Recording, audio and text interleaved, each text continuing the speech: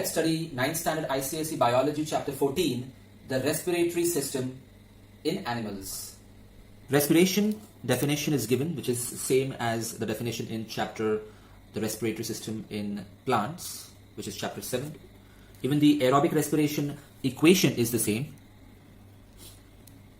Note that some energy is lost as heat energy and some is saved as chemical energy in 38 molecules of ATP. There are some characteristics of this equation.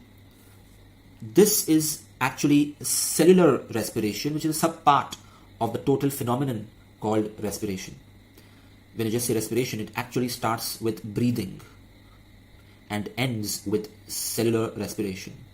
So we'll look at the various stages soon. And even this equation is just a summary equation. The actual process is very complicated, not for school level. So it happens in a series of chemical steps. And each of these steps happens because of a particular enzyme. Now the energy liberated is stored in the form of ATP. In an earlier chapter, we had seen how glucose is broken down into CO2 and water, and the energy released is trapped in this ATP molecule. Some of them is wasted as heat, but the ADP, adenosine diphosphate, and the phosphate ions in our body, they combine to form adenosine triphosphate, and that's how they store the energy. This is the energy currency of the cell. So whenever the energy is required, this will again split to form ADP and phosphate, giving us the stored energy for work. And this ADP and phosphate can be reused. So that's how the battery is charged and discharged in our body. We need energy for various processes, of course, but animals need more energy than plants because animals have to move about and they even have to chew their food. They have to take care of their young ones. Plants don't have to take care of the young ones. Birds and mammals use even more energy because they are warm-blooded, so they have to produce a lot of heat to keep their body warm. And one way of keeping our bodies warm in cold weather is by shivering. So shivering and clattering of teeth is just our body's emergency step to produce more energy, more heat energy. In such a scenario, even our liver cells will produce a lot of heat, as well as the muscle cells, because liver cells and muscle cells store glycogen. And in times of need, the glycogen can be converted into glucose, because glucose is the only source of fuel for respiration. It has no alternative. It's like if there is a vehicle which runs only on petrol, perhaps the engine is built in such a way, so it won't run on anything else. So if we have a deficiency of glucose in our body, then the stored glycogen will be broken down into glucose. The stored fats can also be converted into glucose to give us energy. Yes, we can't get energy directly from fats. It has to be first converted into glucose. And in extreme cases, even proteins can be broken down into glucose, which is called deamination, which happens in the liver. But that should be the worst case scenario because proteins have certain other important functions and they should not be used for producing energy. So the carnivores who eat flesh, how do they get glucose? Because flesh, that is the muscles, usually have mostly proteins. Well, they break down the excess of amino acids. And remember, when deamination happens, the amino acids will be broken down to give you glucose, but also some nitrogen waste which will be converted into urea, which is excreted as urine. Now, we know that there are two types of respiration, aerobic and anaerobic, also called oxybiotic and anoxybiotic. Anaerobic respiration happens in tapeworms, which live in the human intestines. Otherwise, it's very rare in animals. Although we do anaerobic respiration in some emergencies. For example, when we are in a race and our body needs a lot of energy and aerobic respiration is not able to catch up with it. We need some extra energy. Then anaerobic respiration will also start in our muscle cells where the glucose will be broken down into lactic acid. That's right. No CO2 is produced here. Just lactic acid and energy is released, which is shown by this reaction here, the presence of enzymes, but only 2 ATP per mole of glucose, whereas in aerobic respiration it was 38 ATP per mole of glucose. So this is less efficient, but in case of emergencies, this may be a difference between life and death as well. So it happens. Notice how anaerobic respiration in plants was very different because there ethanol and CO2 was produced. So there was effervescence created after fermentation, but this is different from fermentation. Here, lactic acid is being produced. Now, there is a theory that this lactic acid accumulates in our muscles and it's quite toxic in higher concentrations, and that is the whole reason why our muscles ache after playing sports for a long time or after exercising for a long time because of accumulation of lactic acid, and that happened because of deficiency of oxygen. So we call this as an oxygen debt. We have borrowed some energy, and now we need to repay the debt. So when we rest, this lactic acid is further oxidized because of the oxygen we are breathing in, and broken down to give us carbon dioxide, and the debt is cleared, and then we are no longer fatigued or tired. So aerobic respiration, we know the usual formula, but interesting, the heat energy has a value here, 420 kilocalories. So remember that value. Now remember these 4 points about anaerobic respiration in animals. It's a slow process and it can't continue for a long time because lactic acid is toxic in high concentration. No CO2 is produced here, and the total energy released per mole is much less compared to aerobic respiration. Just 2 ATP per mole. Now, what about the difference between aerobic respiration in plants and animals? As I said, here the products are ethanol and CO2, and here it's just lactic acid. The heat energy is more in plants compared to in animals. The heat energy. If you talk about number of ATP molecules, it's the same, 2 ATP each per mole. By the way, for aerobic respiration, the heat energy is released more in animals compared to plants. Here there is some foaming or effervescence, bubbling because of CO2 release, and here there is none. Now, what are the stages of respiration? As I said, there are 4 stages. Number 1 is breathing, which is inhalation and exhalation. Then we have the gaseous transport. You see, whatever air we have breathed in, the oxygen from it needs to be transported to all the parts of the body, which happens in 2 ways. First, the hemoglobin will combine with the oxygen. The hemoglobin of the RBCs will combine with the oxygen to form oxyhemoglobin, which is not a stable compound. So when it reaches the tissues which have a less concentration of oxygen, it will again break down into oxygen and hemoglobin, and the oxygen will diffuse into the tissue fluid. And another way of transporting oxygen, no, there is no other way. Another thing which happens apart from transporting oxygen is that the hemoglobin collects CO2 from these tissues and transports it to the lungs to be exhaled out of the body. So this CO2 combines with hemoglobin to form carbaminohemoglobin. There is another way in which CO2 can be transported by the blood using in the form of bicarbonates like sodium bicarbonate, potassium bicarbonate, which is dissolved in the blood plasma. So in these 2 formats, the CO2 reaches the lungs. There these compounds break and the CO2 is released and we exhale it out. And simultaneously from the lungs, the blood absorbs oxygen to be transported. So the blood is having a dual function here.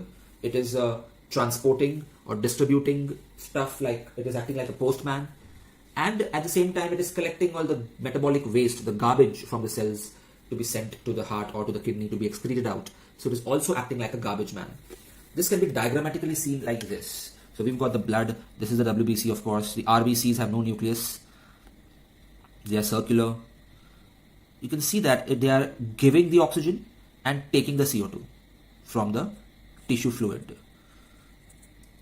The cells are not directly in contact with the blood. The tissue fluid, which surrounds all tissues, is in contact with the blood vessels.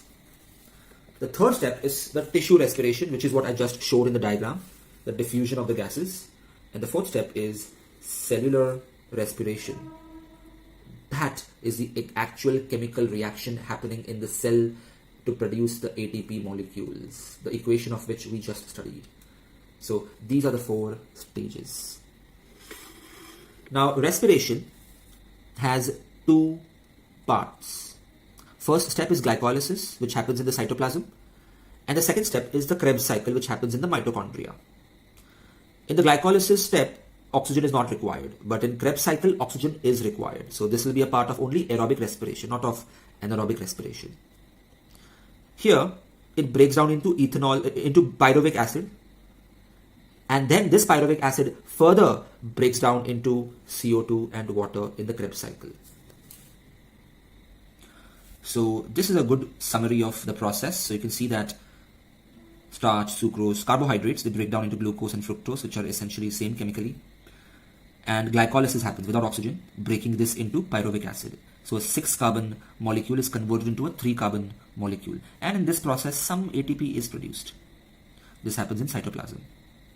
And this pyruvic acid is further broken down into water and CO2 in the Krebs cycle, which is aerobic. It happens in the mitochondria and releases a lot of ATP. But if it was anaerobic respiration, then this would further break down into ethyl alcohol and CO2 in plants. And if it was animals, then this would be converted into lactic acid. So glycolysis is a common phase in aerobic as well as anaerobic respiration.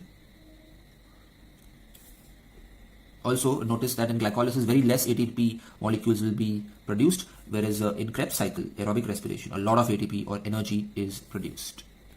Now, there is a very common misconception. We often say that we inhale oxygen and exhale carbon dioxide. That's not true. We inhale air. Now, if you look at the percentage composition of the inspired air, only 21% of it is oxygen. 79% of air is nitrogen. And 0.04% is carbon dioxide. There is some water vapor dust also in it. And when we exhale, we don't exhale carbon dioxide. That air again has 79% nitrogen, which is unused by our body. Yeah, the percentage of carbon dioxide has increased 100 times to 4%. But the oxygen percentage has decreased by just 5% because when we breathe in, the blood is able to absorb only so much oxygen. So the exhaled air also has oxygen. And it has some dust and heat and water vapor as well. You can see that the water vapor level is high.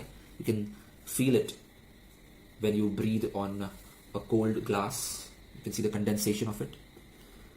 Why? Because it's the water evaporated from our respiratory passages. And why are dust particles less comparatively? Because many of them are caught in the mucus in our respiratory passage. Temperature of the air exhaled is 37 degrees Celsius.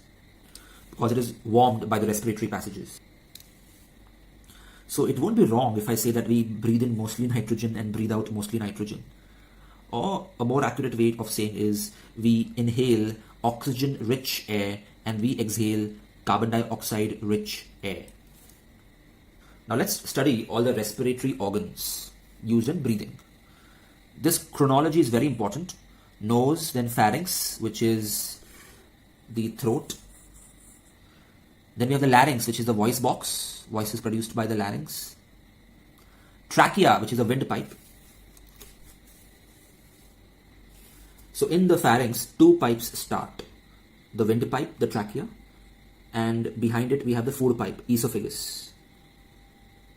You can see the epiglottis is there, which actually blocks the windpipe when you're swallowing food, so that the food does not enter the windpipe. That is why while you are swallowing, for that 1 second, you can't breathe. If you try to, then the food will enter here and you will start coughing and choking. You will study about epiglottis in the digestive system chapter. After the trachea, it branches into bronchi, one to the left lung and the other to the right lung. And then we have the bronchioles and the alveoli, and finally, that is called the lungs. Let's see the diagram of these. So here we have the larynx, the voice box, the trachea, and we have the left bronchus. Yep, this is called the left bronchus. This is the right bronchus. And then they branch into bronchioles.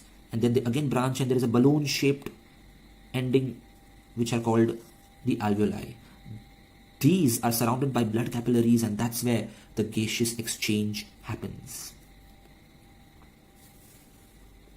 Notice how there is a ring of cartilage supporting the trachea. If you touch your trachea and touch your neck, you can feel the cartilage. Softer than bones, of course. That's very important because when there is no air, there is vacuum, it should not collapse. If you suck in all the air from a straw, often the straw collapses, it contracts because of vacuum created inside. But these cartilages will ensure that the trachea is distended or open always. We also see there is a muscle at the bottom out here called the diaphragm. The chest, the lungs are resting on this diaphragm. And this dome shape is its usual relaxed shape.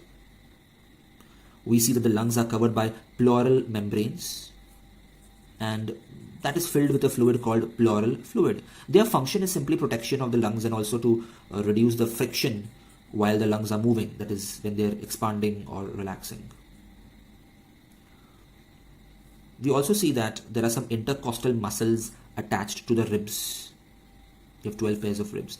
These muscles also help in inhalation and exhalation, just like diaphragm does. We'll study the mechanism shortly. Now, if I magnify one alveoli, here, you magnify one bronchiole, you see many alveoli. You magnify one alveoli, you see it is surrounded by blood capillaries. Magnified further, it looks like this. And this is the diagram you have to practice. It's double ticked. This is a single alveolus. Imagine there are so many alveoli. We are just looking at one single alveolus. Let's see what happens here. So blood from pulmonary artery is entering from here. It is deoxygenated blood from the heart. Deoxygenated does not mean it has no oxygen. It has oxygen. I'd say 75% saturated, the hemoglobin. It just means it has less oxygen. The RBCs have less oxygen on their hemoglobin. And the air which we have inhaled, it has a lot of oxygen. So the CO2 which was there in the blood, in two ways, remember, carboxyhemoglobin as well as bicarbonates. The CO2 diffuses out here, diffusion from higher concentration to lower concentration, and that will be exhaled out. From alveoli, it will go to bronchioles, then bronchi, then trachea, larynx, pharynx, mouth, or nostril. That's the entire flow chart you need to remember. This is the blood plasma. And it's good that the walls of the capillary and the walls of the alveoli are single layered. They're very thin, so the diffusion can happen easily. The oxygen which was there in the air we inhaled will now diffuse into the blood and combine with hemoglobin to form oxyhemoglobin, and then they continue their journey, blood to the pulmonary vein. It is oxygenated blood to the heart so that the heart can pump it to the body. Yep, pulmonary vein is the only vein which carries oxygenated blood. Otherwise, it's arteries which usually carry oxygenated blood. So that's an exception out here. And when I say oxygenated, it means the RBCs, the hemoglobin is 99% saturated with oxygen. But not all that oxygen will be used up, because when the blood comes back, it still has a lot of oxygen left. That is why if you stop breathing, even for a few minutes, it's okay. You have enough oxygen in your blood to survive for a few minutes. Now the nose has two nostrils, which is separated by a cartilaginous septum. You can check it in your nose in the center. The nostrils have a lot of hair. View in the mirror and you will notice a lot of hair in your nostrils. This hair is important because it traps a lot of harmful particles when we are breathing, and these particles may have germs on it. So they are trapped in the mucus, and then you can just dig in and remove it and throw it away. But please wash your hands and don't do it in public. The other functions of the inner lining of the nose is that it warms the air as it passes over, and it also adds moisture to the air so that when it enters the lungs, the diffusion happens easily. So always try to breathe through your nose and not through your mouth, although several times it may not be possible or comfortable. And of course the nose helps in speaking as well. Come on, all of you, close your nose and try to read this aloud. Do it. Next, the pharynx. The pharynx has two tubes starting from it, the windpipe and the food pipe. As I said, the epiglottis was important to prevent the food from entering the windpipe. Epiglottis will close the windpipe. Larynx is a voice box. It's a little protruding in males. So in males, it's called Adam's apple for some mythological reasons. You can actually see the Adam's apple going up and down in a male's throat. There's a triangular pointy thing in their throat, but women don't have it. All the locations and functions should be marked properly in your book so that you study them well. The larynx has some vocal cords. So whenever you speak, actually air is being expelled out, which vibrates the vocal cords and sound is produced.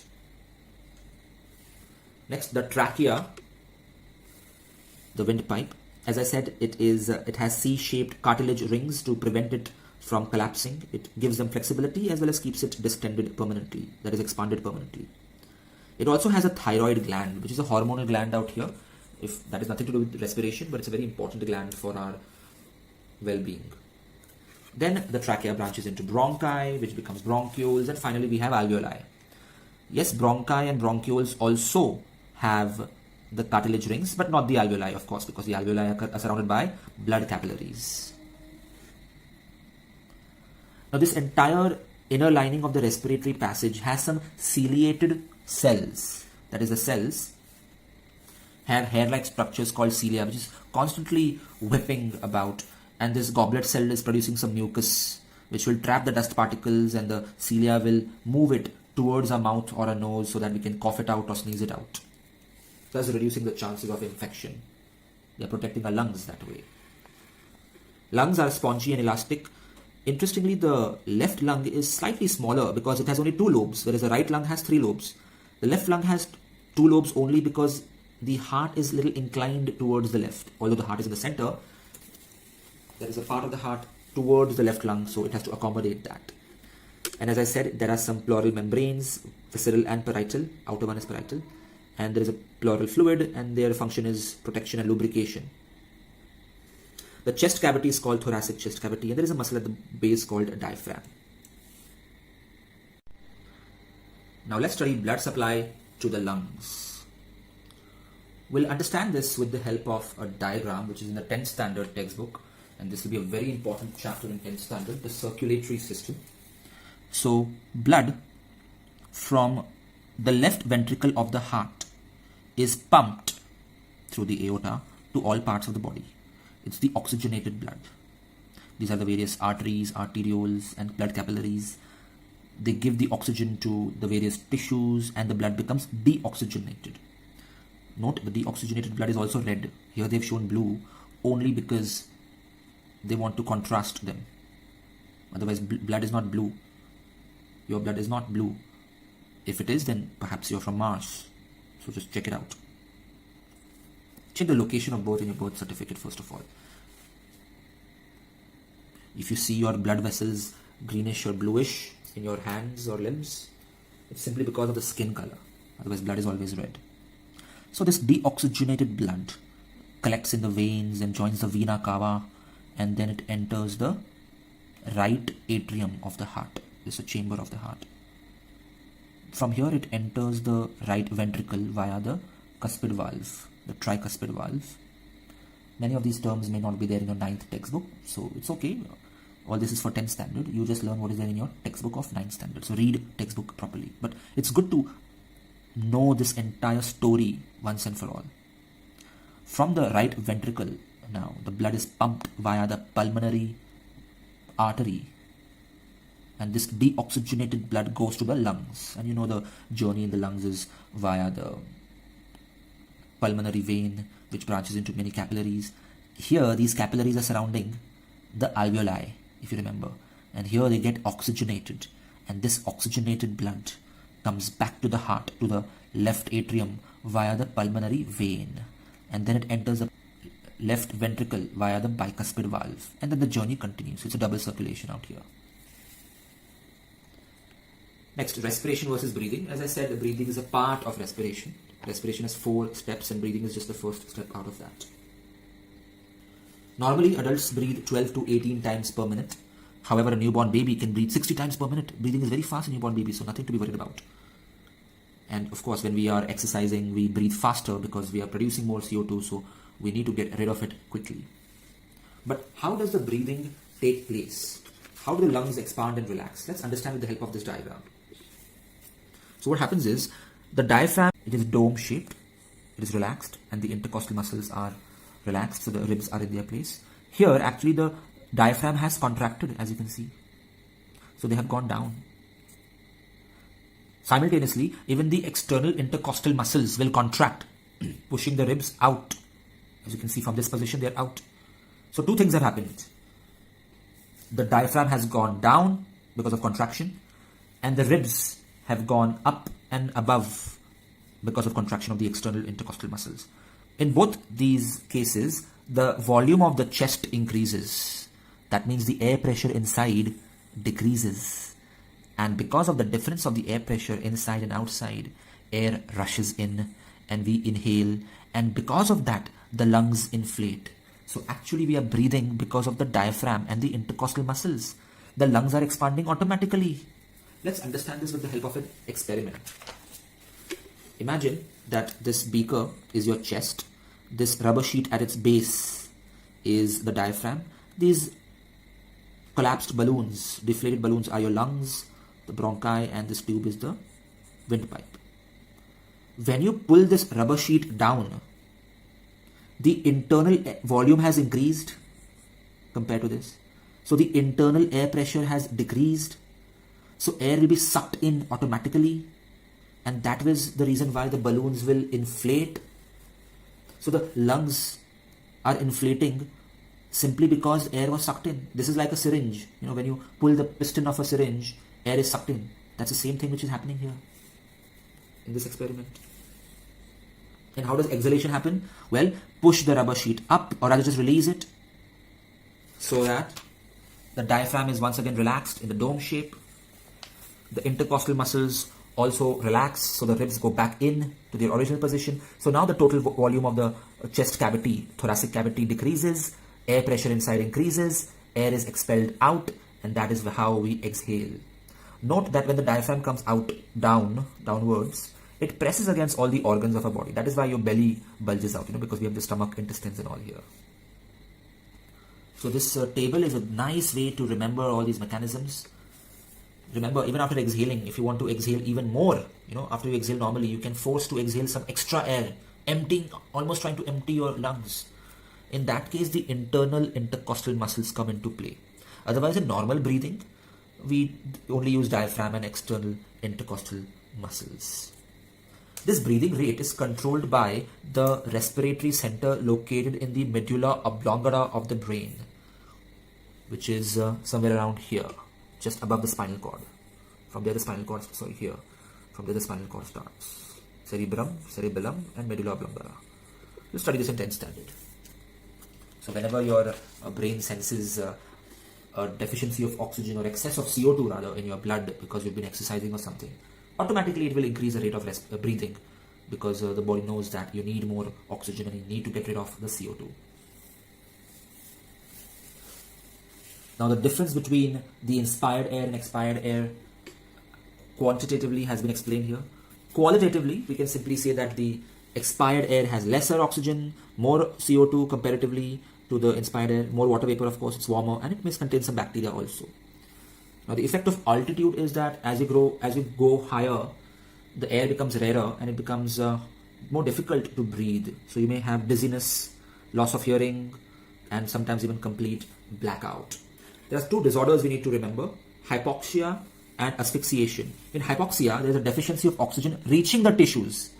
For example, when you are in a crowded room with poor ventilation, or at a high altitude where there is less oxygen. That is why mountaineers have to wear oxygen cylinders when they go on high mountains. So in hypoxia, there is hardly any oxygen in the surroundings, so it doesn't reach your tissues. In asphyxiation, you have oxygen in your surroundings, but the respiratory passage is blocked. So your blood becomes more and more venous. Venous means deoxygenated because of accumulation of CO2. For example, strangulation. If your neck is choked, then even though there is oxygen all around you, the oxygen can't reach your blood and your tissues. Even drowning, the water blocks your respiratory passages, so you can't breathe in the oxygen. It can cause death. To save the person, artificial respiration may be required in hospitals. Some experiments now. How to prove that there is water lost while breathing? Well, I told you about this experiment. Just exhale on a cold surface and you'll see condensed water drops. How to prove that you exhale a lot of CO2? Well, here we have lime water in these flasks A and B. First of all, inhale.